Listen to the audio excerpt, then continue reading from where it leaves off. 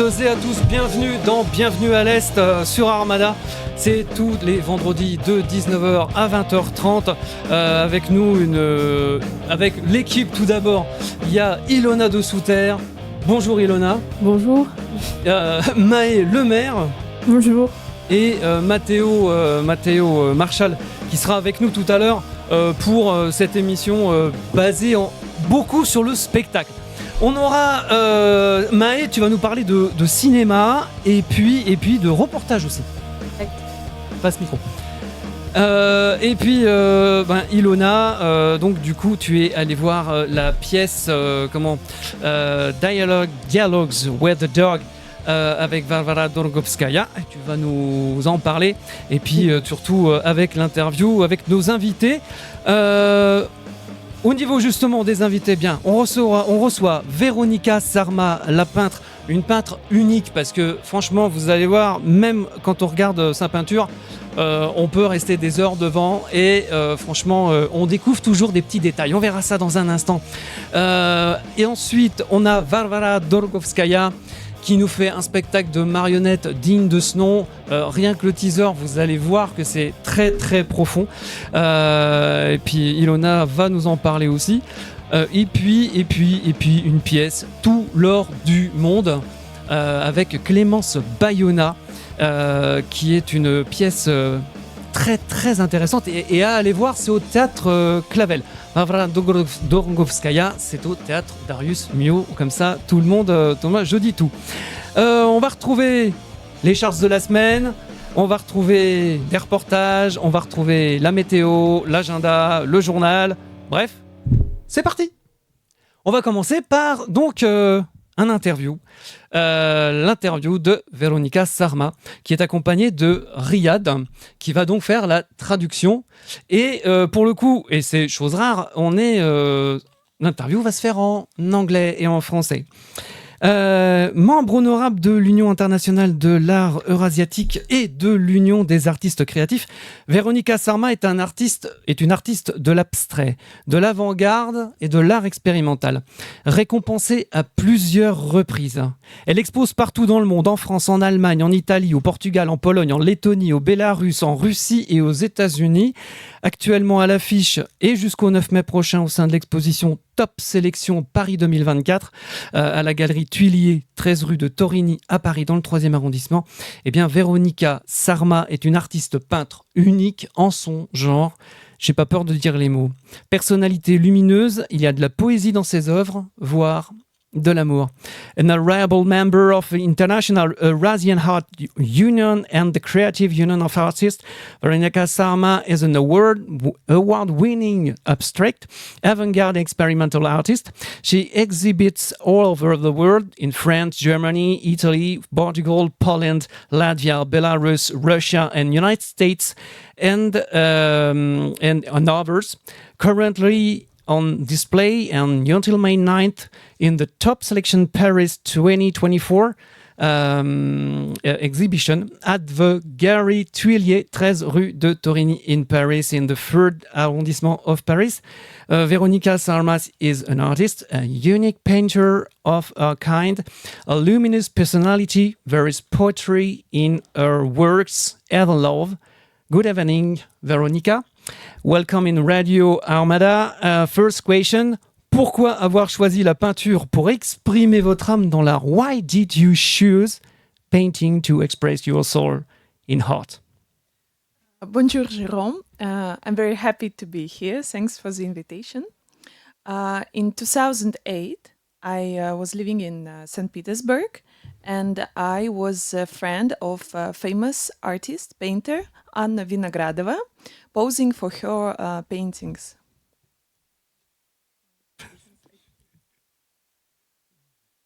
Passe au micro. In 2008. 2008.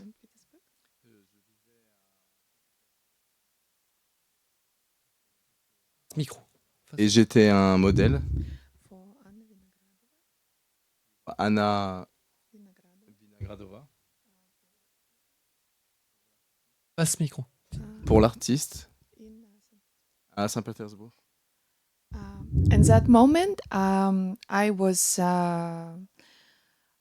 searching for some art therapy method, how we call it now, the art therapy, to be in better mood, to be more happy. And for me, it was just experiment. Et à ce moment, je cherchais pour de l'art thérapie, Mhm. pour être de meilleure humeur, pour être positif. Et And like this, I didn't show my paintings. Maybe first 2 years. It was only my father who was my first admirer for 2 years. Et pendant 2 ans, je n'ai pas montré mes peintures et mon père était mon seul admirateur. Que papa. C'est top. Alors, quel est le parcours justement avec alors, les formations et puis, comment dirais-je, comment, after your background and after when you go in France? I was living in Russia most of my life, and 2 years ago, I moved to Middle East, and just 1 year ago, I moved to France. Okay. Thanks to this beautiful man. Beautiful man. Ouais, Handsome. non. Je vivais la plupart du temps en Russie. Mhm. Et puis après, je suis allé au Moyen-Orient. Et en juin dernier, je suis allé sur France. D'accord, sur la France. Why France? France was big love of my parents. They were learning French. Me, I didn't learn French. I didn't know language. I'm learning now. And I think we have in our culture in Russia many things from France, the films, the singers, dancers, many words that I was thinking were Russian, they appear to be French. It's a big surprise for me. Mes parents aimaient bien la culture française. Et il y a pas mal de mots similaires avec de la Russie à la France. Et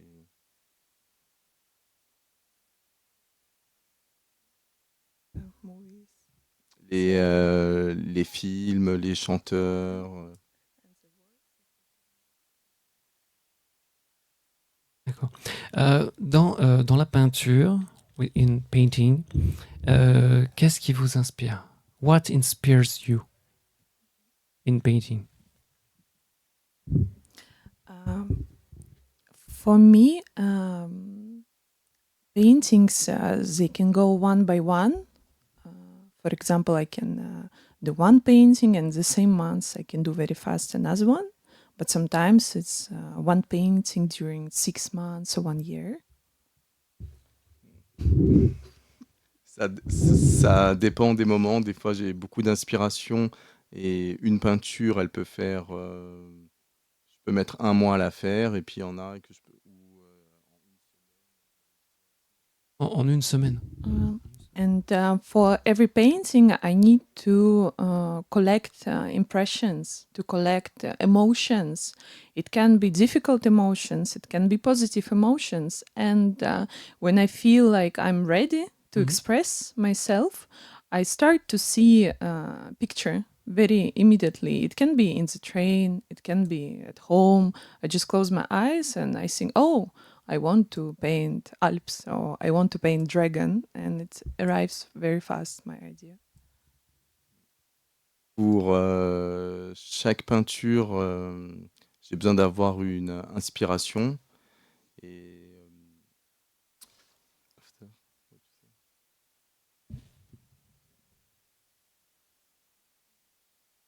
j'ai besoin d'énergie, un peu d'émotion. Et quand je suis prête et que j'ai la photo en tête, c'est à ce moment-là que je peux peindre. Les idées arrivent très vite. C'est When the Earth speaks, it's a dream.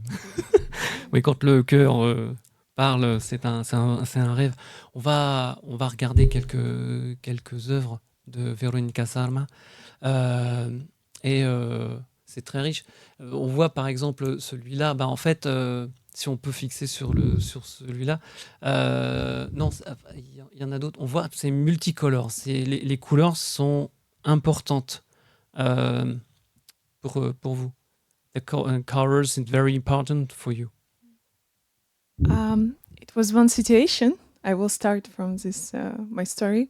It was exhibition in Moscow, and one old professor, he looked at my painting. He did face like this, and he said, "You need to read catalogs about color combination." And I said, "I don't need that because I do like intuitive painting. I don't think how to combine the colors. It's completely intuitive." It's like that. Ok. Donc pour le commencement, il y avait un professeur d'art qui m'avait fait un peu une remarque par rapport aux combinaisons des couleurs. Et puis je lui ai dit que je fais la combination par rapport à mon feeling. Sometimes I hear in many exhibitions that my art is looking like Spanish art or African art. It has a little bit with shamanism. It has a little bit with mosaic of Spanish artists also. Pas mal de fois, j'ai des remarques que mes peintures ressemblent à de l'art espagnol ou africain. And for me, first I start painting, as I said, in 2008. And only after 2 years, I start to show people my art. I start to read catalogs. I start to see this kind of art in museums. And for that, I start to think, oh yes, I like avant-garde, I like 1920s, I like 1930s. I start to have lists of painters that I like. It was like that. J'ai commencé l'art en 2008 After 2 years, et après 2 ans, I start to show my art. j'ai commencé à montrer mon art, I start to go in the museum. commencé à aller dans les musées, I start to have lists. commencé à avoir des listes de mes peintres favoris. Et j'ai compris que j'aimais bien l'art avant-garde de 1920, de 1930. Et alors, il y en a un, et je pense qu'on va voir une œuvre, j'en ai mis dans les... Kandinsky, c'est quelqu'un qui est important. Kandinsky, Picasso, Miro, Paul Klee, Alexandre Exter, j'aime beaucoup ces artistes. C'est vrai que c'est très varié et c'est vrai que c'est assez différent et c'est très enrichissant. On peut en voir d'autres. Je pense que là, Kandinsky a son influence. C'est ça? C'est celui-là? M. Malevich also. Et Malevich, autant pour moi.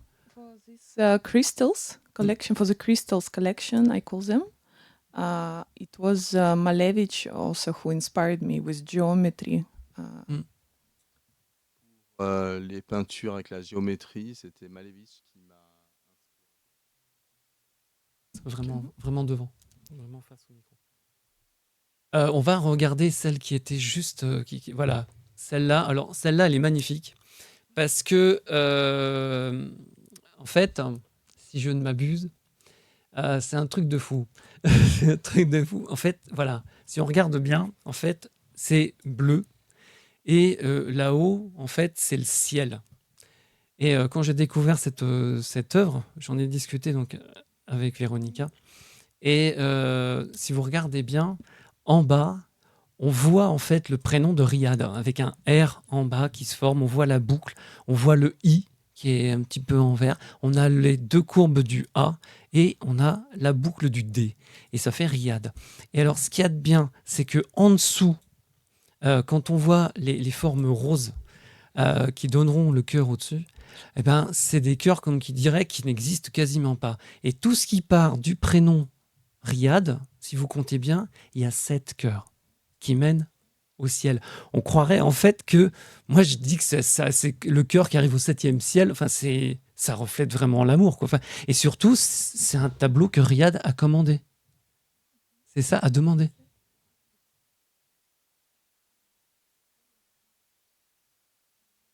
It was a painting which Riyad, my husband, he looked one time at my colorful paintings and he said, you can one time paint something just blue. Just blue. I said, just blue? It's not possible. And I started to use blue, a little bit grays and white. And at the end, I became nervous. And I said, no, you will have orange and pink, and I cannot only blue. Only blue. C'est pas le clé. Donc, quand je voyais ces autres peintures, il y avait souvent les mêmes couleurs, orange, rouge. Et une fois, donc, je lui ai demandé de faire avec un peu de bleu, mais c'était plus fort qu'elle. Elle devait mettre un peu d'orange, jaune et rose.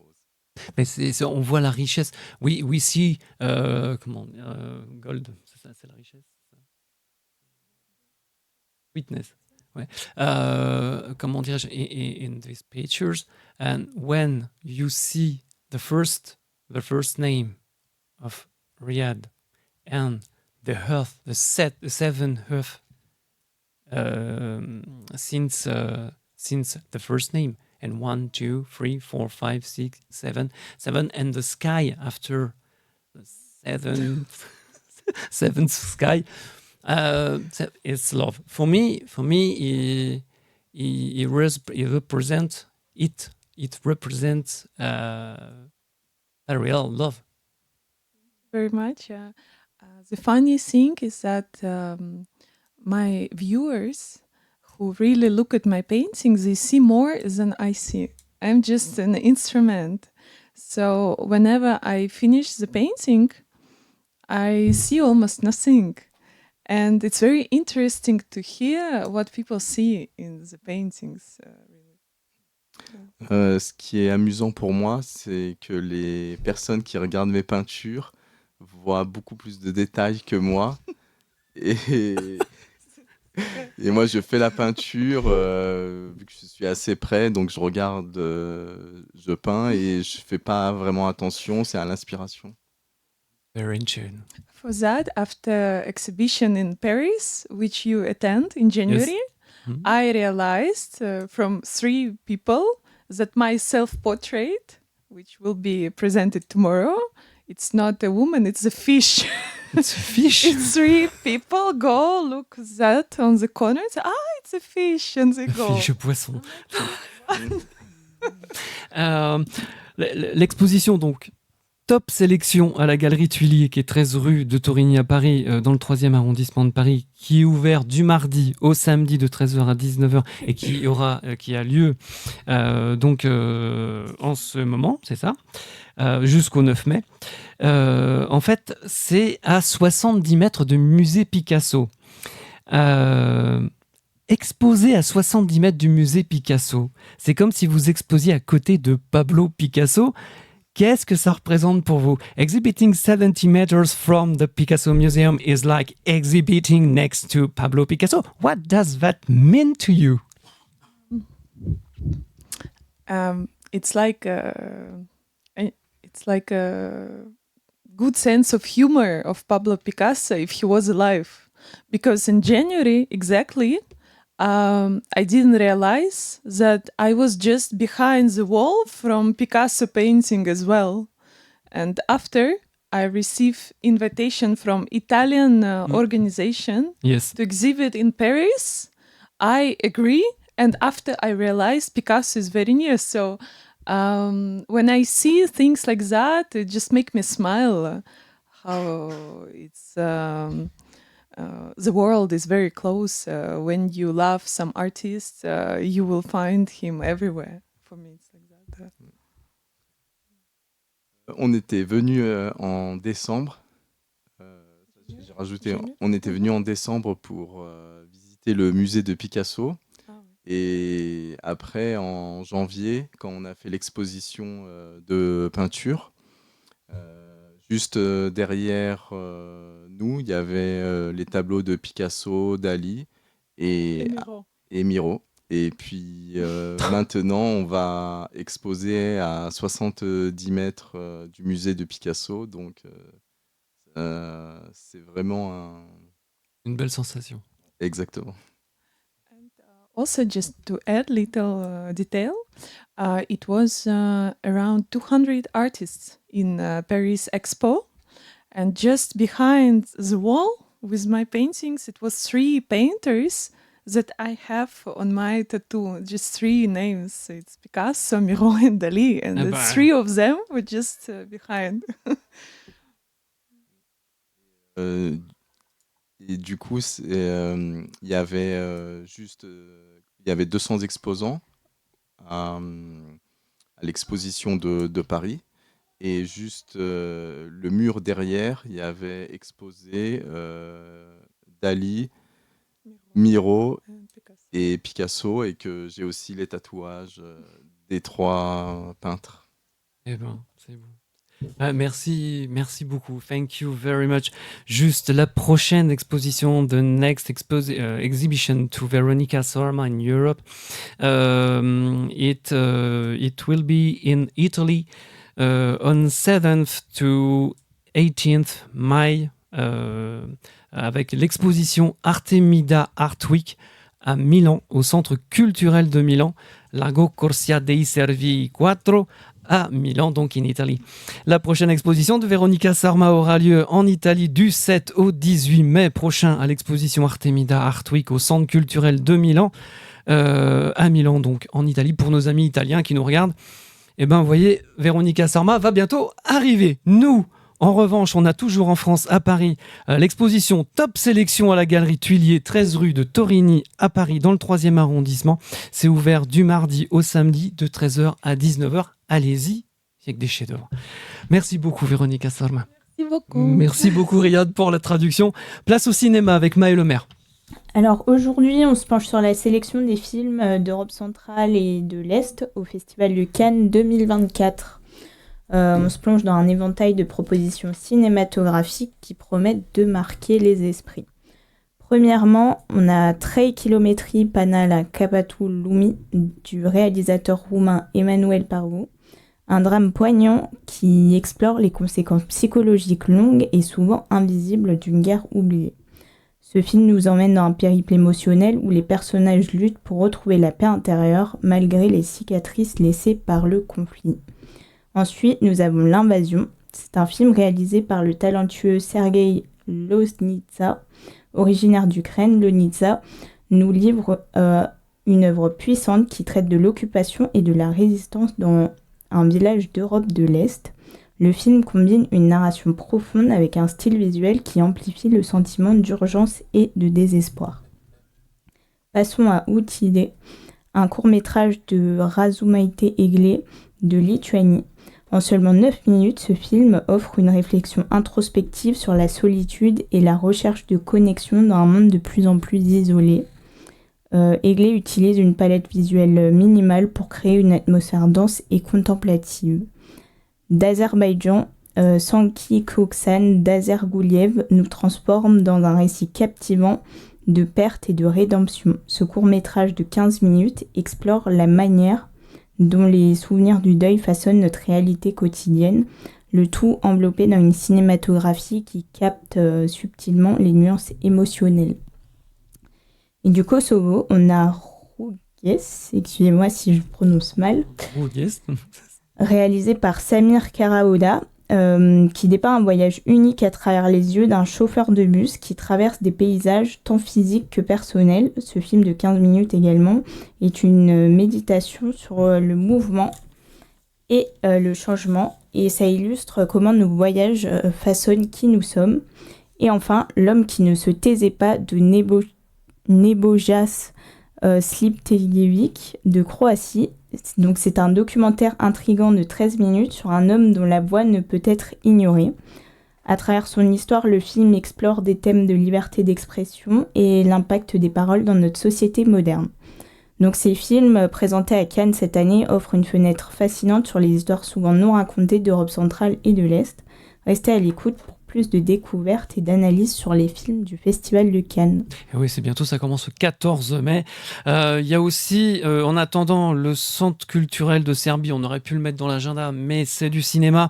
En fait, il vous invite au cinéma la semaine prochaine, le vendredi 3 mai, à l'auditorium de l'INALCO, dans le 13e arrondissement de Paris, dans le cadre du cycle de projection débat intitulé Contre-mémoire cinématographique des conflits en Europe médiane.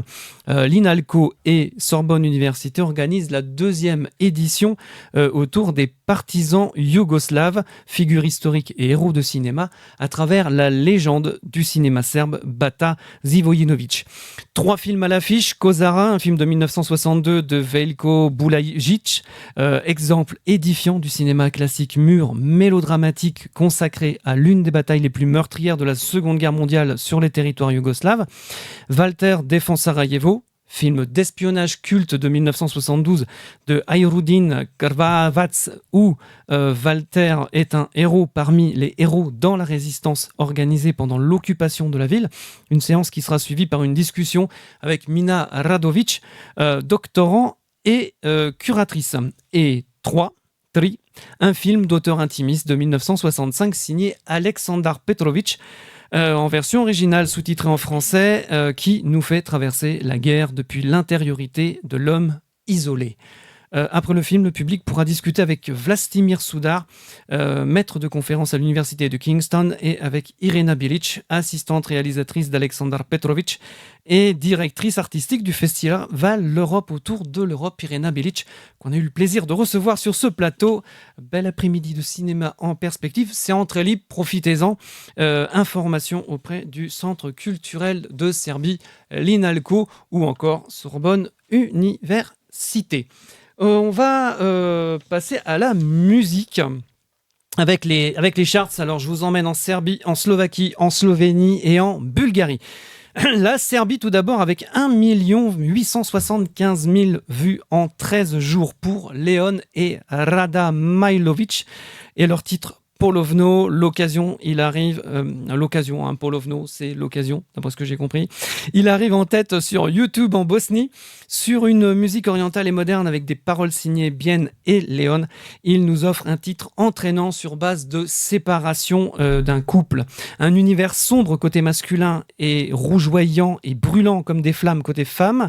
Madame s'en va en voiture de luxe avec chauffeur. Monsieur perdu marche d'un pas aléatoire dans la rue, seul. Les pensées à la recherche d'un futur. Un superbe clip signé Giorni.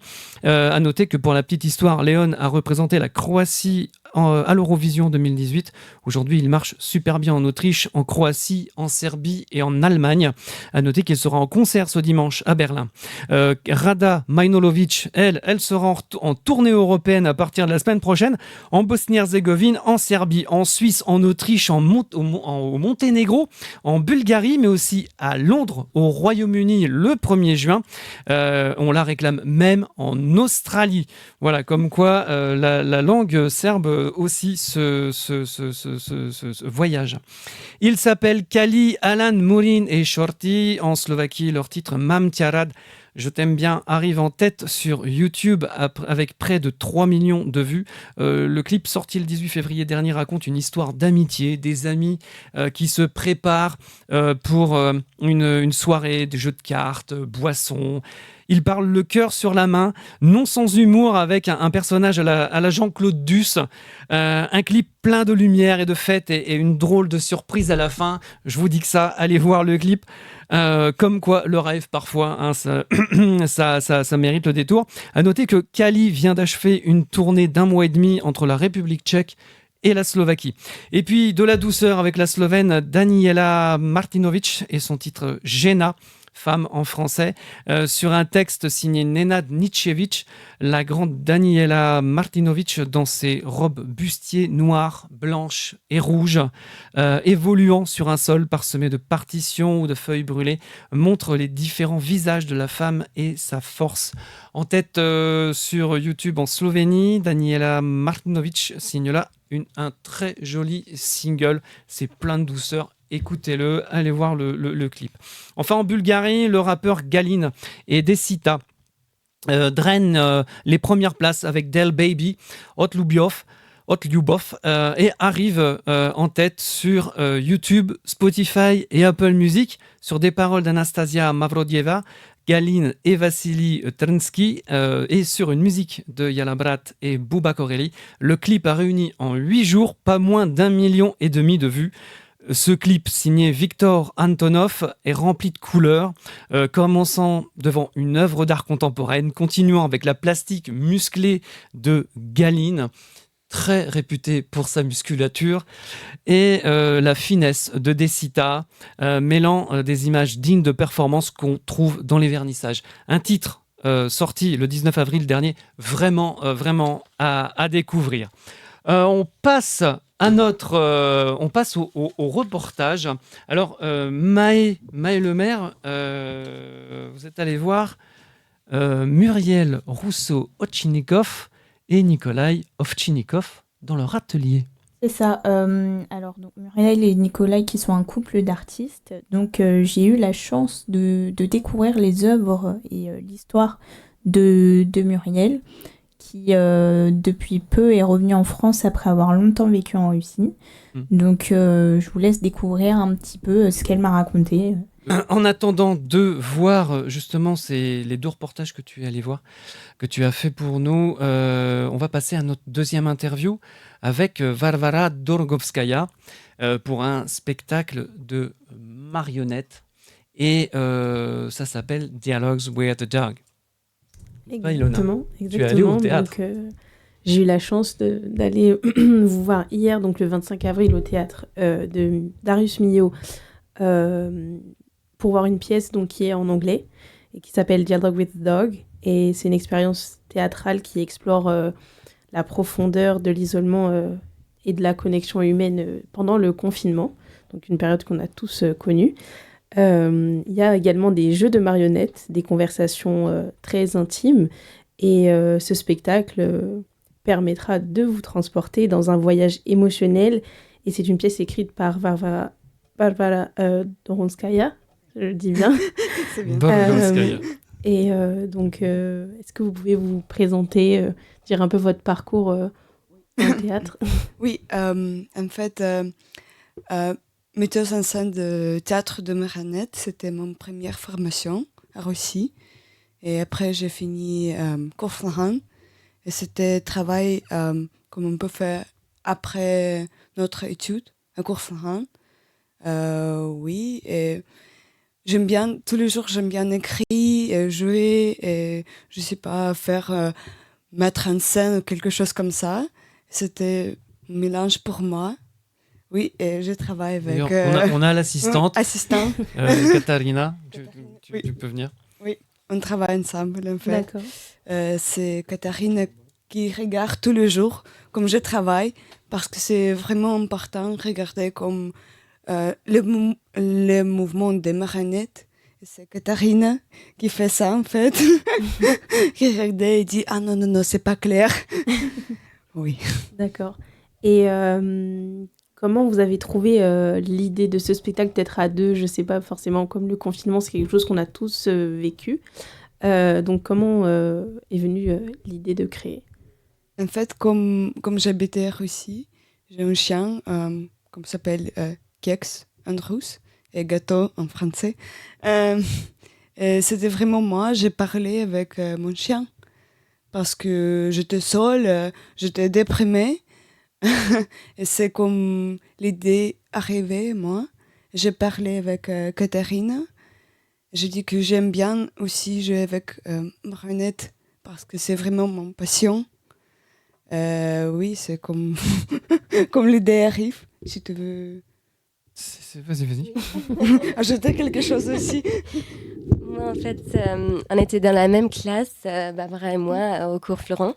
Et moi, dès que je l'ai vu la première fois jouer Avec le masque. et oui, c'est ça. Ça m'a énormément fascinée et la façon dont elle donne une vie aux objets autour d'elle, que ce soit une tasse de thé ou un parapluie ou quoi que ce soit. C'est vraiment très fascinant pour moi. Et, du coup, j'étais très contente de faire partie de ce projet. D'ailleurs, je tiens à le noter, en fait, il a remporté le prix de la meilleure création et du meilleur spectacle, enfin de la meilleure pièce de théâtre. C'est ça, parce que il y a une cérémonie à Courfeyrac, Mhm. comme s'appelle Jacques, et c'était comme prise pour tout le monde qui fait TFE, c'est le travail après les études. Et oui, ce spectacle a gagné meilleure création et meilleur spectacle en général. Qu'est-ce que ça fait de gagner 2 prix comme ça? Surtout ces 2 ouais. prix-là. J'étais complètement choquée, en fait. Choqué. Oui, parce que c'est la première fois comme spectacle en anglais gagner quelque chose. En général, c'est spectacle en français. Moi, j'étais choquée parce que j'ai discuté avec Katharina aussi. J'ai dit oui, meilleure création peut-être, parce que beaucoup de marionnettes, des choses comme ça, c'est vraiment intéressant comme création. Mais j'ai jamais réfléchi qu'on peut gagner meilleur spectacle aussi. Et Katharina m'a regardée et j'étais choquée. Je dis ah mais non, c'est pas moi. Elle m'a dit non, allez. Ouais. C'était Théâtre Mogador. Expérience incroyable en fait. Remporter 2 prix sur la scène du Théâtre Mogador, Ouais. hein, c'est vraiment. c'est trivant. C'est comment dire? Et c'est en anglais le spectacle. Oui. C'est en anglais. Oui, mais en fait, on joue aussi en septembre. C'est vraiment. Il y a beaucoup de travail, mais j'aime bien traduire en français aussi et faire spectacle avec sous-titres parce que c'est plus facile pour tout le monde. Mais il y a beaucoup de travail pour ça parce qu'il n'y a pas de traduction comme, je sais pas, quelque chose classique. Je dois travailler beaucoup pour ça. Et pourquoi pas un spectacle, pourquoi pas en allemand, pourquoi pas, je ne sais pas. Ilona, qu'est-ce que t'en as pensé, toi? J'allais y venir par rapport aux marionnettes, comme je pense que c'est quelque chose qui devrait être plus représenté dans le théâtre en général, puisque maintenant on a tendance à, selon moi, privilégier des pièces plus avec des vrais décors, mais là en fait on voit que même avec une tasse ou un parapluie, vous arrivez à vraiment faire vivre l'objet, et grâce juste aux lumières et aux effets de son, de vraiment créer l'atmosphère que vous voulez retranscrire. Et je voulais vous poser la question par rapport aux quelques défis. Qu'est-ce qui est le plus dur à faire avec une marionnette ou un masque? En fait, je pense que moi, personnellement, j'aime bien tous les marionnettes, mais j'ai une marionnette préférée, c'est la Gazette Le Monde. Je trouve qu'il y a un personnage, c'est vraiment une gazette, avec une petite tête. Et il s'appelle Le Monde diplomatique. Et en fait... Je vais leur dire. Oui. Laurent, si tu nous regardes. Oui, mais pourquoi pas? Et j'aime bien cette structure des marionnettes, c'est vraiment quelque chose d'autant pour moi. J'ai jamais travaillé avec vraiment l'objet comme ça. J'ai une habitude pour travailler avec les marionnettes classiques un peu. On peut la montrer à l'écran. Hein, ah oui. Voilà. Il s'appelle Tesla. Tesla. Oui, un Tesla. Pourquoi, je sais pas. J'ai juste regardé sur les yeux, j'ai dit, mais c'est Tesla. Tesla, non, c'est vrai. Oui. Alors Tesla, pour ceux qui savent pas, alors il y a la voiture, mais aussi c'est un physicien serbe. Voilà. Voilà. Je tiens à le dire, c'est un physicien serbe qui a inventé le moteur alternatif, si je ne m'abuse. C'est ça, exactement. Donc un très joli prénom. Et il est serbe. C'était un rôle principal aussi. C'est le rôle principal. Il est vivant, hein. Il est vivant. C'est génial. Je vais te présenter un de mes copains, tu vas voir. Non, j'adore la marionnette. Non, c'est vrai, c'est une passion parce que c'est la séparation du corps, en fait. C'est autre chose que de jouer au théâtre, justement, de façon humaine. Oui, c'est vraiment difficile parce que je dois être concentrée tous les fois parce que moi-même et deux marionnettes, je dois faire une différence vers deux marionnettes, c'est vraiment difficile. Je dois concentrer beaucoup. C'est vrai qu'avec les plusieurs rôles que vous jouez, puisque vous êtes toute seule sur scène, donc à le rappeler, c'est pas très évident quand on y pense en tant que public, se dire qu'on est toute seule à incarner plusieurs personnages. Et du coup, que reflète ce chien dans la pièce? C'est juste que moi, en général, j'adore chien. C'est juste vraiment mon ami et c'est quelqu'un qui peut écouter, juste écouter. Il n'y a pas de réponse, mais en fait, si je suis seule et je veux bien partager quelque chose, c'est vraiment quelqu'un avec qui je peux partager. Et j'ai l'impression tous les jours que, je sais pas, tous les animaux ils peuvent écouter et attendre bien que je dis. Et quelles émotions vous espérez que le public y reçoit de ce que vous mettez dans la pièce? Je sais pas. Ça dépend En fait, du public. c'est un peu Oui, ça dépend du personnel, public, mais je pense. il y a forcément une émotion que vous voulez vraiment transmettre. Je ne sais pas Oui. si vous avez pensé, mais il y en a forcément Oui. une. Mais pour moi, c'est juste être seul. Il y a quelques fois qu'on était déprimé, je sais pas, triste, d'être seul. Mais en fait, c'est pas grave. C'est juste le temps pour réfléchir qui je suis, qu'est-ce que je peux faire sur ma vie. Et c'est normal. C'est juste l'idée pour moi que c'est normal être seul. Quelquefois, c'est pas grave. Et il y a beaucoup de choses que tu peux faire seul aussi. C'est vrai qu'aujourd'hui, même la solitude, elle est pas glorifiée, mais mise comme quelque chose de positif. Oui. On voit peut-être sur les réseaux sociaux de faire des choses seules. C'est aussi important de se retrouver avec soi-même. Et est-ce que vous êtes inspiré de votre propre confinement pour la pièce? Oui, c'est ça. C'est vrai. Parce que j'étais vraiment déprimée. Moi, je dis, qu'est-ce que je peux faire? Je suis seule, il n'y a rien de chose. J'étais perdue, vraiment perdue. Et après, ça me donne je sais pas, quelque chose. Parce que je dis, alors c'est mon expérience négative, mais comment je peux transformer cette expérience pour quelque chose de positif? Et cet spectacle, peut-être, c'est mon expérience négative, mais en fait positive aussi. On voit je sais que le public a beaucoup rigolé, surtout par rapport à certains moments de la pièce et aussi avec les personnages qui sont assez comiques. Mhm. Et est-ce que vous avez une cible particulière de public? Parce que la pièce est en anglais. Oui. Est-ce qu'il y a vraiment une cible particulière? C'est juste que déjà l'anglais, c'est vrai que c'est assez universel, merci. Donc, je voulais savoir quelle est votre cible. Je sais pas. Attends, je vais réfléchir. Tout le monde. Tout le monde. Je sais pas, c'est vrai que pour travailler, et ne serait-ce que pour travailler une langue, c'est intéressant de l'entendre, je te dirais. Je sais pas. Oui. Concernant la langue. Dès qu'on comprend l'anglais, ça va quoi. Oui, je pense en général, tout le monde comprend anglais. Il y a aussi quelque part en français un peu. Oui, c'est vrai qu'il y a des parties, il y a quand même 3 langues. On vous entend parler. Un peu russe aussi. C'est juste parce que moi, j'ai travaillé beaucoup avec les personnes internationales. Mhm. C'est vraiment normal pour moi que tout le monde parle, je sais pas, anglais. Mais en fait, sur ce spectacle, il y a beaucoup de mouvements en général. Et pour moi, c'est langue internationale. C'est pas juste anglais, c'est vraiment l'expression des corps.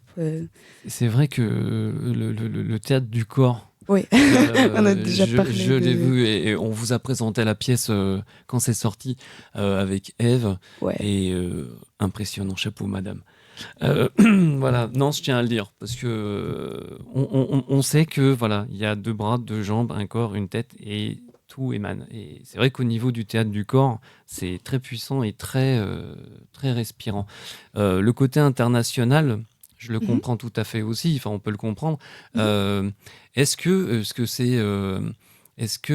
c'est avoir une optique après de changer, de se déplacer dans tous les pays et de jouer dans toutes les langues? Oui. En fait, on a déjà participé à un festival de théâtre à Bremen, en allemand. À Brême. Oui, et c'était facile parce qu'il n'y a pas beaucoup de choses pour voyager.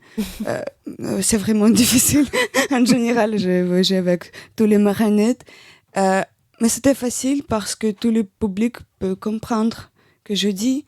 Et c'est difficile de faire sous-titres pour tous les pays. En général, c'est parce que pour moi, c'est aussi facile de, je sais pas, faire un tour, faire festival de théâtre, quelque chose comme ça. C'est plus facile. Comment s'est passé alors, Katharina, ton nom, excuse-moi, c'est comment le nom? Katharina tout court, il n'y a que Katharina. Alors Katharina, tu es assistante sur le spectacle. Oula c'est juste qu'il... Voilà, il va revenir, sinon je le fais. Voilà. C'est bon? Excusez-moi. Vas-y. Alors. Oula. Merci. C'est comme à la maison. Voilà. Oui, Katharina, donc tu es assistante. Vous êtes assistante sur le spectacle. Comment s'est passée justement cette assistance de mise en scène en fait? Comment ça s'est passé? Alors, ça a commencé vraiment avec le projet de fin d'études au cours Florent. Ouais. On nous a proposé ou donné l'occasion d'écrire nos propres pièces, de les présenter. Et Barbara, elle m'a parlé de sa pièce. Ouais. Et moi, dès le début, je me suis dit, bien sûr. Oui. Et comment le travail s'est fait avec justement l'assistance? C'est parce qu'en fait, on remplace le metteur en scène. Oui, alors, la metteuse en scène, ça reste elle. Oui. Elle a tout fait. Ouais. Après, elle m'a demandé vraiment de regarder de l'extérieur. Parce que ça, c'est... oui, les détails. C'est très important, surtout parce qu'elle est seule sur scène. Et c'est ce que j'ai fait, moi. Pendant les répétitions, on a vu ce qui fonctionne et ce qui ne fonctionne pas, qu'est-ce qu'il faut changer ou qu'est-ce qu'on peut développer. Et du coup, c'était ça. Et en fait, ce que j'adore sur cette pièce aussi, c'est à chaque fois, on découvre des nouvelles choses. Pendant les répétitions, ça ne s'arrête jamais. Ça évolue à chaque fois. Et c'est vraiment intéressant de travailler. Ouais. Il y a un truc, c'est qu'on a, normalement, on a le teaser de la pièce Dialogues with the Dog. On va le regarder. 2 minutes 23, je vous laisse réfléchir, puis je vous laisse admirer le boulot. Parce que là, franchement, puis après, allez au théâtre.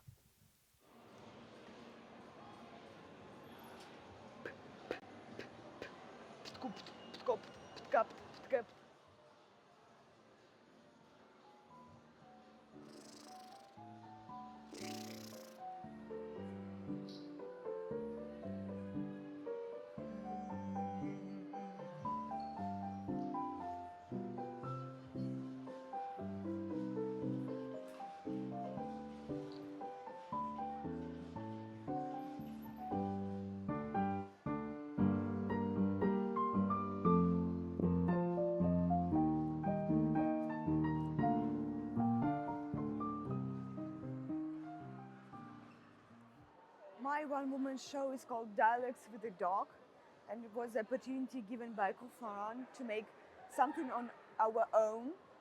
The inspiration for my one-woman show came from the lockdown situation when I was locked alone in my room, and I used to have a dog. He was an old dog, a Yorkshire Terrier. His name was Cake. He was a very, very smart dog. And I actually got him when I was 7.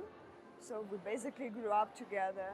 And in the moment of the lockdown, he was 14 years old. So when he was sleeping, I used to talk with him because it seemed for me that he's actually listening to me. And I had a very interesting experience. And I always felt that he has something with me and that he feels my emotions. Enough of your stupid games, I'm not playing them anymore. Sorry, sweetheart. I'm just a child. One more game and I will go. Please.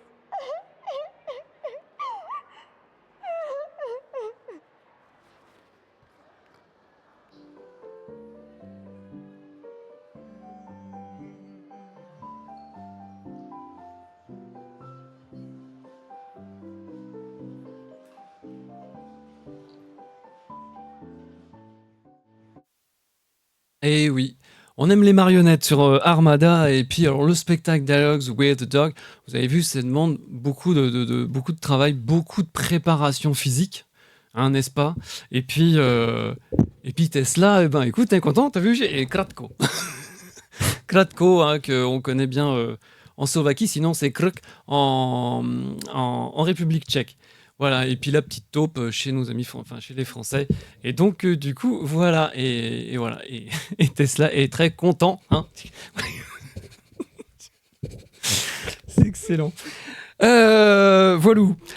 Comment un truc, c'est justement la préparation physique pour faire de la marionnette. Oui. On a vu ça dans le teaser. C'est Oui, oui, très corps. oui. Je travaille beaucoup avec les mains. Mm. C'est vraiment important. Je fais tous les mains, tous les fois. C'est vraiment difficile. J'ai partagé quelques fois avec mes amis, avec Katharine aussi. Elle m'a dit, mais non, c'est pas possible. Ça fait mal. Comme je te dis, je pense qu'on peut-être 2 heures tous les fois, tous les jours, on fait ça. C'est juste pour, je sais pas, pour pratiquer, oui, voilà, merci, pour pratiquer comme on travaille vraiment avec les marionnettes. Merci beaucoup pour toutes ces informations. On peut vous retrouver pour 2 autres dates au théâtre de Darius Milhaud, encore le 16 et le 30 mai. Donc je vous invite à aller voir Dialogue with the Dog au théâtre. Au théâtre Darius Milhaud, qui est 80 allée Darius Milhaud dans le 19e. C'est porte de Pontin, hein, c'est de tête. Oui. Et voilà, aller au théâtre, c'est le plus important. On va passer après le journal à une autre pièce de théâtre. Et là, c'est en français. Ils sont plusieurs sur scène. C'est une pièce magnifique qui s'appelle Tout l'or du monde aussi. Je vous dis, ici, il n'y a que du trésor. Donc, ça sera avec Clémence Bayona. En attendant, on va voir le reportage que Muriel, que Maë Lemaire a fait avec sur Muriel Rousseau et Nikolai Ovtchinnikov. Aujourd'hui, on se retrouve au 86 rue de l'Assomption, dans l'atelier de Muriel, artiste bretonne qui a longtemps vécu en Russie, ainsi que de son mari Nikolai, à l'occasion de leur exposition Route de printemps, à travers laquelle Muriel parle de son vécu, peint sur des toiles ou exprimé sur des vêtements. Voici un avant-goût de cette exposition qui avait lieu du 24 au 25 avril. Alors bon, je m'appelle Muriel Rousseau-Ovtchinnikov. J'ai vécu pendant 30 ans en Russie et j'ai commencé à faire un travail là-bas sur... je racontais des histoires en peinture et après, à partir de mes histoires, j'ai créé des habits, des blouses. L'idée, c'était de se protéger avec sa peinture. Et au fur et à mesure, j'ai compris que ce qui m'intéressait, c'était de voir les autres porter mes blouses. Mon travail, ça consiste surtout à... c'est l'émotion, c'est ce dixième de seconde qui est très émotif et où on se dit oh, je voudrais garder ce cadre dans ma tête. Voilà, c'est ça. Donc souvent, c'était au départ des balades ou des histoires. Par exemple, le 14 juillet, c'était ma première histoire que j'ai créée. Et l'idée, c'était... je comprenais la différence entre... un 14 juillet, pour un Français, il y a les histoires militaires, il y a les histoires de guerre des grands-parents. Et quand j'ai été en Russie, évidemment, c'est un pays, quand même, eux aussi, ils ont leur 14 juillet, le 9 mai... qui est très important, mais qui est beaucoup plus militarisé. C'est autre chose. Le message est différent. Et donc j'avais fait ça parce que je voulais montrer aux Russes qu'il y avait aussi un côté poétique dans le 14 juillet français. C'est en acrylique et je raconte une histoire qui est souvent présentée en bande ou en carré avec plusieurs tableaux ensemble. Et ensuite, en Russie, j'ai trouvé des tissus coréens qui sont à base de chanvre. Donc moi, la bretonne, le chanvre, ça m'a énormément parlé. Et c'était pour ça que c'était du recyclé qui n'était pas qui ne donnait pas d'allergie.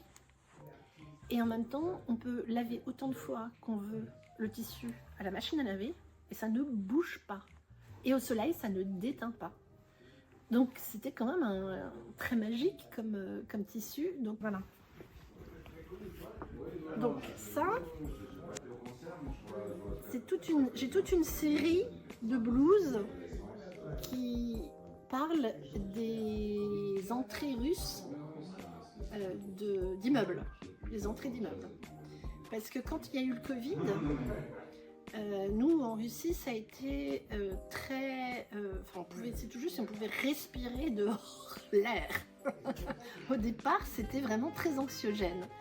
Puis au fur et à mesure, donc sortir de la maison, c'était quelque chose de complètement fou. On se disait qu'on allait respirer dehors et qu'on allait mourir tout de suite. Et donc j'ai fait toute une histoire en peinture sur l'intérieur des entrées d'immeubles russes. Donc ici, l'idée c'était, normalement on va en Bretagne pour les vacances, pour la mer. Mais quand on habite là-bas, la mer tout d'un coup n'a pas le premier intérêt comme quand on va en vacances. Donc ici c'était dos à la mer et découverte de la terre, des terres, que ce soit les petits villages, les petites villes, les petits chemins, l'agriculture. Ça c'est comme ça. Je suis arrivée là, j'étais là devant, et j'ai dit mais toc toc, il y a quelqu'un, et j'ai demandé si le monsieur pouvait bouger un peu son tracteur. Et il m'a dit mais écoutez chamane madame, moi je nourris la France. J'ai une histoire, je rentre dans une histoire et elle se crée au fur et à mesure. Et puis tout d'un coup je vais... Et alors c'est assez drôle parce que c'est magique. Tout ce qui me manque arrive au fur et à mesure, donc ça se crée très... Voilà, c'était Muriel Rousseau-Ovtchinnikov et Nikolai Ovtchinnikov. Ils avaient ouvert leur atelier à nos caméras et à Maë Lemaire. Chose extrêmement rare quand on rentre dans un atelier d'artistes. Pour l'instant, il est quasi 20h sur Armada. On retrouve tout de suite le journal Ilona de Souterre. En Croatie, un rapport dénonce les abus en maison de retraite. Le rapport de la défenseuse des droits en Croatie révèle qu'il y a eu des abus graves dans des maisons de retraite dans le pays, notamment des résidents qui ont été négligés largement et même affamés. Et certains établissements sont même gérés illégalement. Kosovo. Au Kosovo, les Serbes vont bénéficier de la libération des visas Schengen. Le Parlement européen a voté pour entendre la libéralisation des visas Schengen à tous les citoyens du Kosovo, y compris ceux détenant le passeport émis par le corps de coordination du gouvernement serbe. Les réfugiés balkans, les dernières informations qu'on a pu savoir sur la route des Balkans, restent une voie importante d'accès à l'Union européenne pour les réfugiés du Proche-Orient et du Moyen-Orient, d'Afrique et ainsi d'Asie. Malgré la fermeture des frontières Schengen, Frontex intensifie ses activités dans la région, les Balkans devenant ainsi un sas d'accès. Enfin, en Moldavie, va se tenir un référendum sur son intégration européenne. Le 20 octobre, les Moldaves voteront pour leur président ainsi que pour décider de l'adhésion de leur pays à l'Union européenne. La présidente Maia Sandu associe la réélection au destin européen du pays qu'elle considère comme irréversible. Autre info et surtout hommage, Dušan Grun, un monstre sacré de la chanson en Slovaquie et en République tchèque, est décédé le week-end dernier. Né à Žilina, il a étudié à l'école des mines à Ostrava où il a joué de la trompette. Il a chanté par la suite avec l'orchestre d'Ivo Pavlik et a enregistré des chansons à Prague avec l'orchestre Josef Vobruba. En 1965, de retour à Bratislava, il s'est produit pendant plus de 30 ans avec l'orchestre de Juraj Verchovský. On lui doit plus de 260 chansons, entre autres, dont Gdje si bola ko tu rmelo ou Kam plava naša lovi. Il aurait fêté ses 82 ans le 26 mai prochain. C'est paix à son âme et à sa famille. Et puis, un autre grand a rejoint les étoiles. Il était chanteur, acteur, scénariste, réalisateur, interprète, présentateur et parolier. L'artiste tchèque Josef Laufer nous a quittés samedi dernier. Il est connu pour avoir joué dans Zurivi Reporter en 1987, Lovec Senzacji en 1989 et Starci na chmelu en 1964. Notons qu'il était né en France en 1939 au Sable d'Olonne en Vendée. Il avait 84 ans. On passe à la météo. Alors la petite météo, c'est vraiment sympa, on voit l'été arriver. Si vous partez ce week-end en Europe centrale et orientale, eh bien sachez que demain le continent sera sous le soleil de façon générale, avec de rares averses en Hongrie et dans les pays baltes. Les minimales iront de 3 degrés à Tallinn en Estonie jusqu'à 13 degrés à Bucarest en Roumanie, 6 degrés à Moscou, 7 degrés à Berlin et Prague, 8 degrés à Riga, 9 degrés à Varsovie et à Zagreb, 10 degrés à Budapest, Minsk et Vilnius, 12 degrés à Kiev et Sofia où le ciel sera couvert. L'après-midi, les nuages gagneront l'est de l'Europe où la moyenne des températures sera de 15 à 16 degrés avec un minimum de 12 degrés à Tallinn. Côté température, ça devient bon avec 17 degrés à Varsovie, 18 degrés à Budapest et Zagreb, 19 degrés à Berlin, Prague et Sofia, 20 degrés à Bratislava et Bucarest. Dimanche matin, verra le soleil briller partout, avec cependant des températures agréables. S'il n'y avait pas ce 6 degrés attendu à Tallinn en Estonie, sinon ça variera de 9 degrés à Zurich en Suisse à 15 degrés à Bucarest, 10 degrés à Prague, 12 degrés à Berlin, Varsovie et Budapest, 13 degrés à Sofia et à Kiev. Et là, on n'est que le matin, parce que le dimanche après-midi, eh bien, le soleil sera présent partout, hormis un ciel couvert et 12 degrés attendus à Tallinn en Estonie. Côté température, sur l'Est, ça variera de 17 degrés à Minsk et 18 degrés jusqu'à 18 degrés à Kiev, Vilnius et Riga, 21 degrés à Varsovie, Berlin, Prague, Zagreb et Sofia, 22 degrés à Budapest et Bucarest, 23 degrés de maximum à Bratislava en Slovaquie. On va passer à l'agenda où il y a plein de choses. Comment dirais-je, l'Institut slovaque à Paris vous invite à un concert exceptionnel. Cet événement aura lieu dans un mois, mais les places s'arrachent comme des petits pains. Pavol Breslik, ténor slovaque de renommée mondiale, sera en concert à Paris, à l'église Saint-Germain-des-Prés, le 23 mai prochain à 20h30. Il sera accompagné par Robert Peranec, pianiste slovaque de haut vol. Il y a une véritable osmose entre Pavol Breslik et Robert Peranec, à l'image des albums qui les réunissent. Pour les entrées gratuites, eh bien, vous contactez l'Institut slovaque de Paris par mail si.paris.mzv.sk. La peintre des ambiances parisiennes Olga Novoradska explose à la Galerie de l'Europe, 55 rue de Seine à Paris, dans le 5e arrondissement. Influencée par des impressionnistes, cette peintre ukrainienne évoque un vif intérêt pour le traitement des couleurs, de la lumière, et son style par son relief est personnel et plus moderne aussi.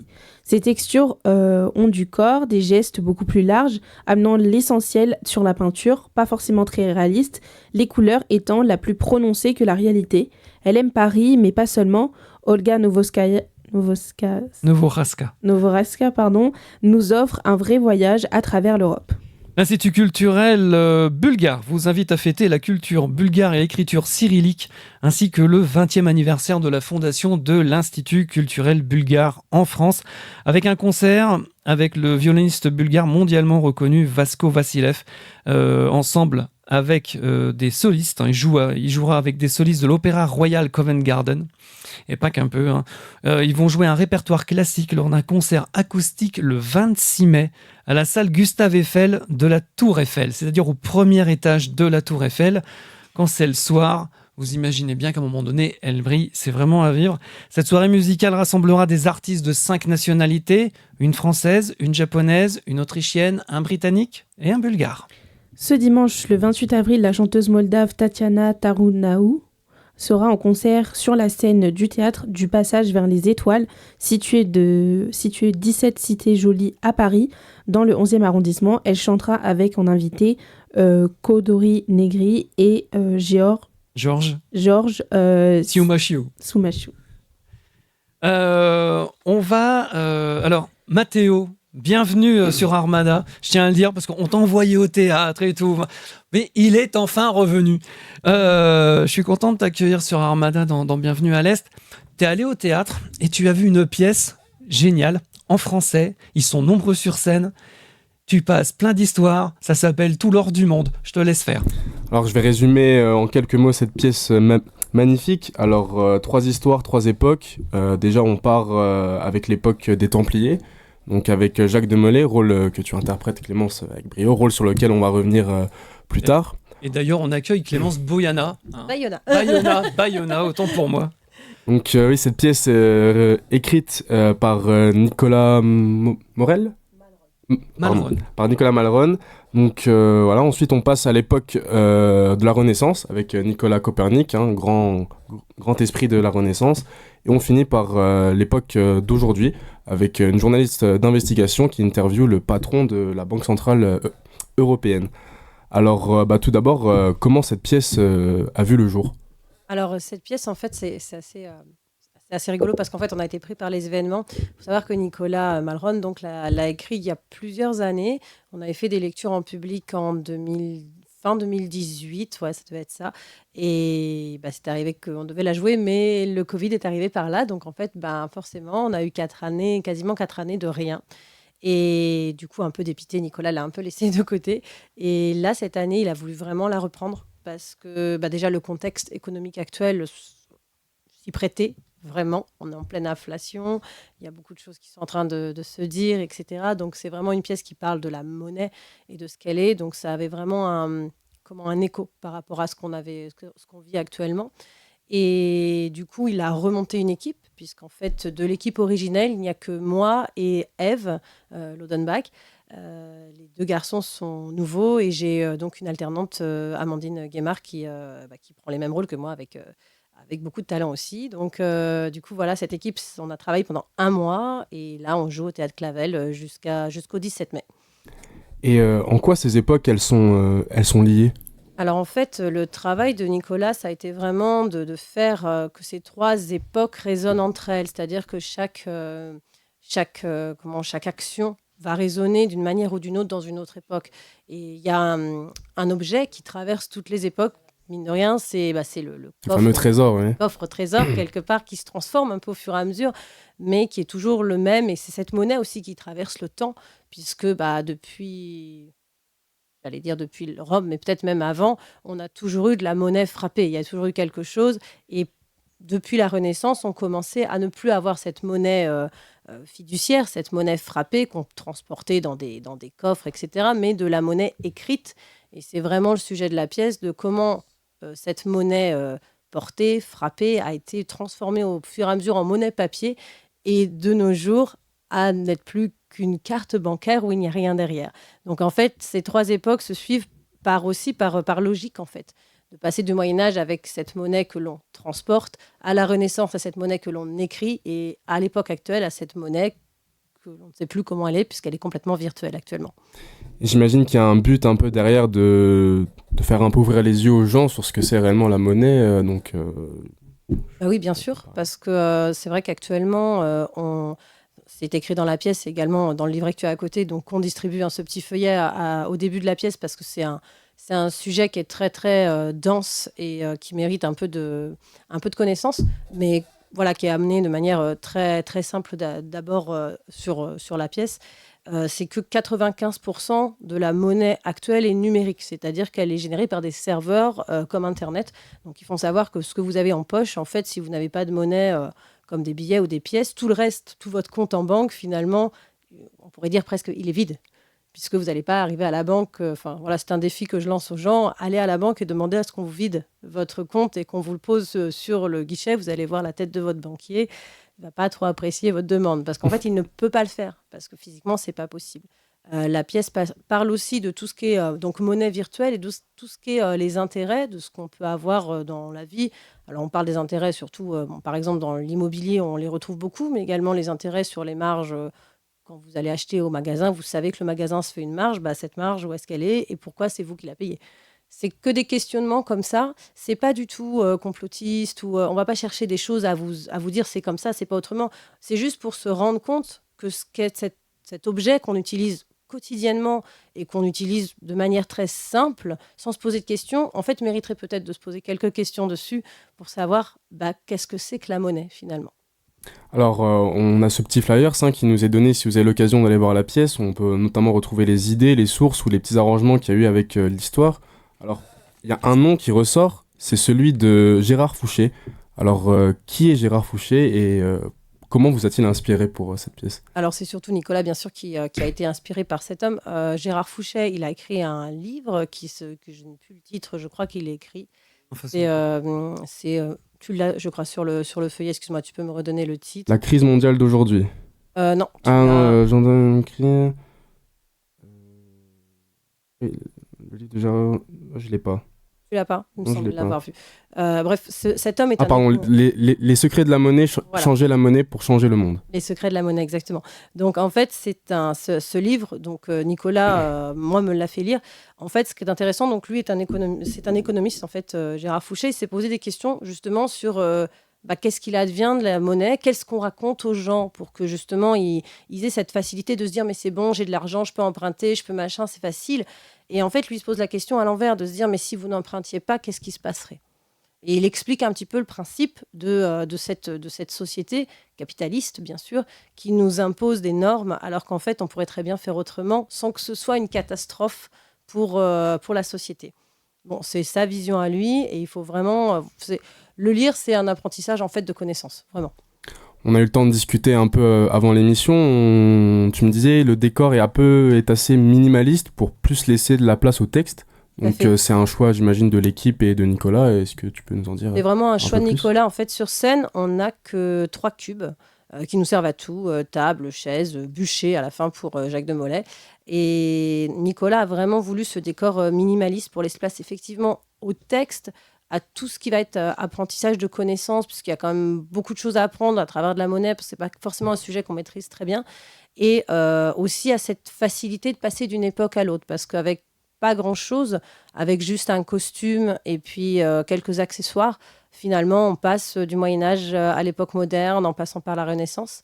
Et Nicolas a tenu aussi à ce qui est donc ce qu'on appelle du mapping, c'est-à-dire une projection sur un écran qui va bouger et qui va nous expliquer ou nous emmener dans le foyer de Copernic, par exemple, ou au bûcher de Jacques de Molay, avec juste un visuel qui nous amène dans l'histoire. Alors, tu joues le rôle de Jacques de Molay, tu joues notamment le rôle de la sœur de Copernic et de l'assistante du patron de la Banque Centrale Européenne, c'est ça ? C'est ça. Alors, est-ce que parmi ces 3 rôles, est-ce qu'il y a un rôle que tu as préféré jouer ou... Moi, mon petit préféré, c'est Jacques de Molay. Déjà parce que jouer à un vieillard, c'est pas tous les jours.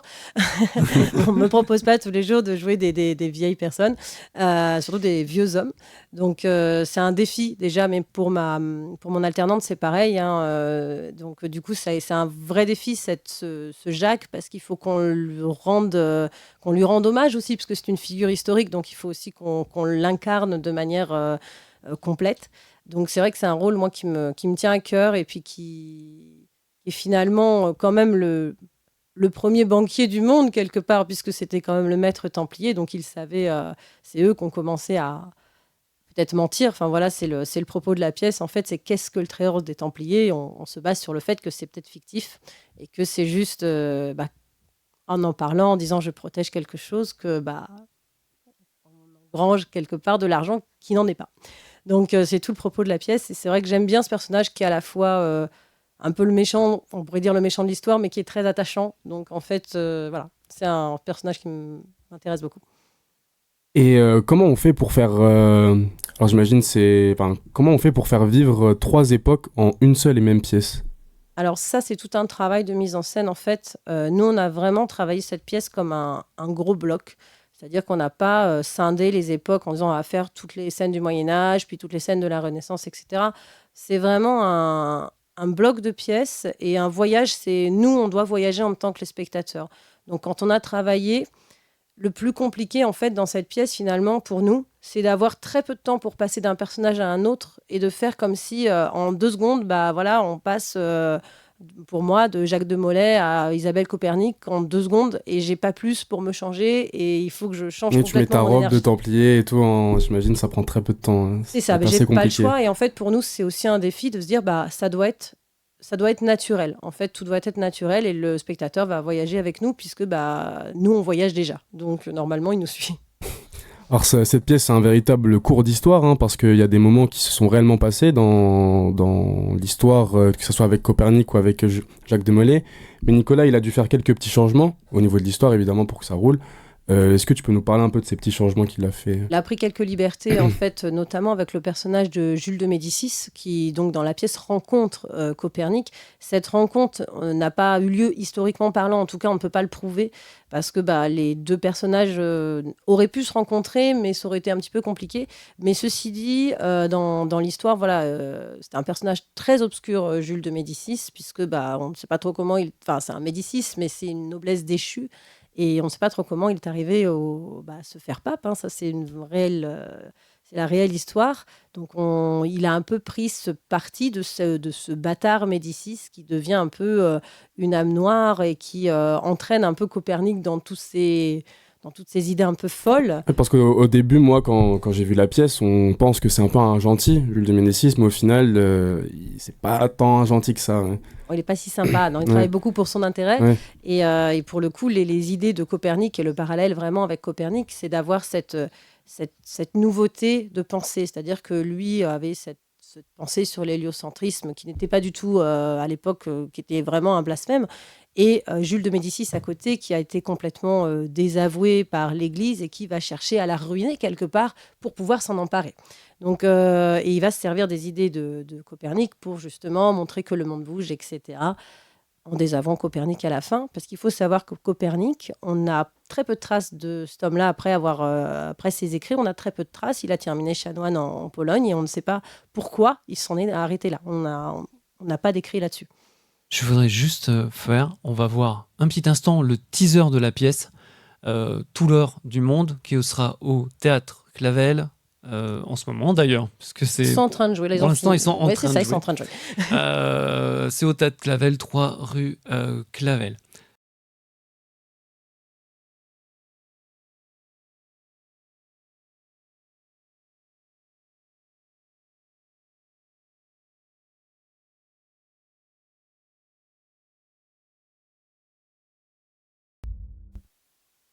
Alors cette fameuse boîte qu'on peut voir dans le teaser, c'est le trésor, évidemment, mais c'est une boîte qui est impossible à ouvrir. Mais comme on peut voir, seul un esprit clair arrivera à l'ouvrir. Alors est-ce que... qu'est-ce que représente cette boîte en fait c'est tout le jeu de la cache en fait. Quand on cherche un trésor, la vraie question à se poser, c'est qu'est-ce qui est le plus intéressant? Est-ce que c'est la chasse au trésor ou est-ce que c'est trouver le trésor? Donc, et là, c'est vraiment de la chasse au trésor. C'est-à-dire qu'ils trouvent une boîte qui, effectivement, leur amène à des plans qu'il va falloir décrypter. Mais cette boîte, au final, elle représente, c'est un peu ce que dit la réplique donc de Victor qu'on a vu dans le teaser. C'est j'aime beaucoup l'histoire de la femme qui n'a pas le droit d'ouvrir une boîte. C'est la boîte de Pandore. Et c'est vraiment donc Pandore qui avait donc la boîte à maintenir fermée pour la survie du monde, hein, et qui l'a ouverte. Et forcément, on l'ouvre aussi dans la pièce, puisque c'est ça qui déclenche toute la capacité à faire de la monnaie virtuelle, non palpable. C'est tout ça est dans la boîte. On le voit du coup, hein, parce qu'on voit la boîte dans les 2 premières époques, mais à notre époque aujourd'hui, on ne voit plus la boîte. Et du coup, qu'est-ce qu'elle est devenue cette boîte aujourd'hui, quand on est en 2024? En fait, ça n'a plus d'importance, en fait, puisque comme on a maîtrisé le savoir du mensonge, puisque c'est vraiment ça, hein, c'est vraiment basé sur ça. Quand on sait bien mentir, on crée des plus grosses boîtes qui sont bien plus enfermées, bien plus sécurisées et qui nous font tous croire qu'il y a beaucoup de choses à l'intérieur, alors que personne ne peut vérifier qu'il y a quelque chose à l'intérieur.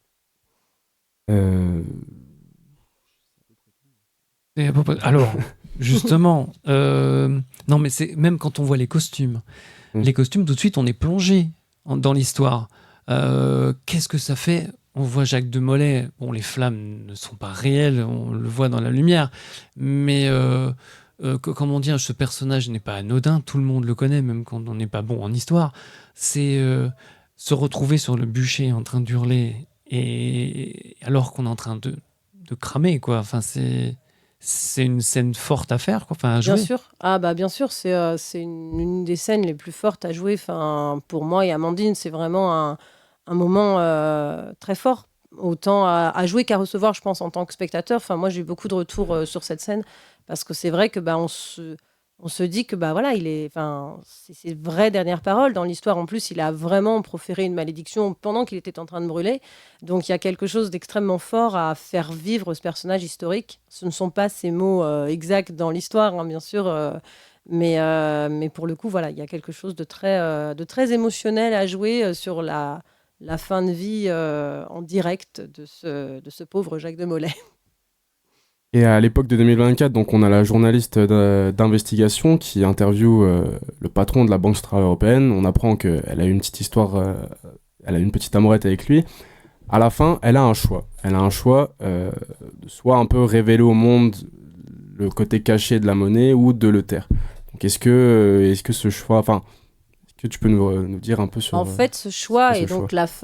la fin est volontairement ouverte, puisque bah, ce choix, c'est un peu le choix de tout le monde. C'est-à-dire que soit est-ce qu'on reste dans le système en se disant bah, on va rester avec cet argent qui n'existe pas, ou est-ce qu'on va sortir du système en sortant en fait cet argent que l'on pourrait très bien avoir chez soi ou dans des choses qu'on pourrait maîtriser nous-mêmes. C'est un choix qui nous appartient individuellement. C'est vraiment un questionnement que l'on pose au spectateur, et le personnage de Marion Kempf, donc la journaliste qu'interprète Ève, c'est vraiment ce choix-là qu'elle a à faire à la fin, puisqu'elle se retrouve avec une quantité énorme d'argent virtuel qu'on lui a donné pour qu'elle se taise globalement, et en fait, bah, soit elle le garde et elle se tait, soit elle le sort du système et elle parle. Donc ça se termine sur ce choix, et c'est à elle de le faire. Il y a un rôle aussi que j'ai pas mal apprécié, c'est celui du hacker qui va l'aider, qui lui vole son téléphone et qui va l'aider à mettre la vérité sur le patron de la Banque centrale européenne, qui n'est pas si gentil que ça au final. Donc j'ai beaucoup apprécié ce rôle, et en quoi ce rôle, enfin, ça représente quoi un peu ce rôle dans la société d'aujourd'hui ? C'est un peu les gens qui sont hors société, on en a tous, on connaît un peu ces gens-là, qui sont un peu des gens de l'ombre, effectivement, qui sont sortis du système en faisant généralement des choses, parce qu'ils maîtrisent une autre forme de système, donc ils arrivent, là en l'occurrence, à le hacker, donc à pénétrer dans ce système pour en sortir des informations intéressantes, mais ça existe réellement, enfin, il y a vraiment des gens qui sont sortis de ce système et qui vivent complètement différemment, que ce soit des gens qui maîtrisent, comme le rôle de Victor, qui maîtrisent l'Internet et qui maîtrisent des choses très pointues au niveau informatique, ou des gens qui ont décidé complètement de sortir du monde et de vivre un peu à part, mais voilà, qui sont sortis du système. Et je pense que voilà, ce rôle représente un peu tous ces gens-là qui ont décidé déjà de sortir du système et de créer une autre forme de société, quelque part. Très bien, très bien. Il est 20h26 sur Armada. Merci beaucoup, Clémence Bayona. Ça fait longtemps qu'on s'est vu. Oh là là, mon Dieu. Je crois que c'est à 2 chiffres. Je crois que ça fait 10 ans. C'est trop. C'est trop. Et l'histoire fait que voilà, le talent ne change pas. Moi, quand je t'ai envoyé Mathéo voir la pièce, je savais pertinemment que ça allait être une pièce de qualité. Allez la voir. Vous êtes nombreux sur scène. Je vais les citer. Donc, Clémence Bayona, Victor Bratovic, Amandine Guémard, Ève Lodenbach et Antoine Michel. Voilà, ça se passe, c'est au théâtre Clavel, 3 rue Clavel dans le 19e. Allez au théâtre. Voici encore une pièce avec qu'il faut vraiment aller voir avant de nous quitter. Je voudrais faire juste une petite surprise. Riyad, est-ce que tu peux venir ici, s'il te plaît ? Parce que bienvenue à l'Est, mais bienvenue au-delà de l'Est aussi, ça arrive. La culture n'a pas de frontières. Juste, tu veux... T'as le micro. Donc, merci à toi de m'avoir invité ici. Et c'était très intéressant. C'est la première fois pour moi que je venais sur un plateau, sur une radio. Et je voulais passer un petit bonjour à ma famille, à mes amis, à mes 300 collègues. Et je voulais souhaiter bonne continuation à mon chef, parce qu'il part à la retraite bientôt. Et bienvenue à notre nouveau chef. Voilà. Merci. La vie continue, les vies passent et les relations se fondent, se confondent, se passent, se déroulent. C'est vrai que c'est beau l'amitié et c'est important les relations humaines. Ne restons pas tout seuls, ça fait pas du bien. Il y a qu'à voir, même quand on va voir Varvana Dorogovskaya, on n'est pas tout seul, même si on est tout seul, c'est pas grave. C'est voilà. Je tiens vraiment à remercier Véronica Sarma et Riyad d'être venus. Je rappelle l'expo Top Sélection à la galerie Tullier jusqu'au 9 mai, 13 rue de Torigny, dans le 3e arrondissement de Paris, du mardi au samedi de 13h à 19h. Varvara Dorogovskaya, merci aussi. Et puis Katarina, que vous pourrez trouver c'est la prochaine date, le 16 mai dans Dialogues Where the Dog, au théâtre Darius Milhaud à Paris 19e. Allez voir de la marionnette, allez voir du théâtre, c'est génial. Clémence Bayona, merci beaucoup Clémence pour tout l'or du monde au théâtre Clavel. C'est 3 rue Clavel à Paris dans le 19e. Pour l'instant, vous jouez le vendredi et ensuite c'est un autre jour, c'est le mercredi, c'est ça? Pour l'instant, on joue que le vendredi à 19h et on espère continuer ailleurs pour l'instant, mais on croise les doigts, on a des pistes, mais on croise les doigts. Eh bon, on croise les doigts. Merci beaucoup Eric à la régie. Il est revenu de vacances, c'est génial.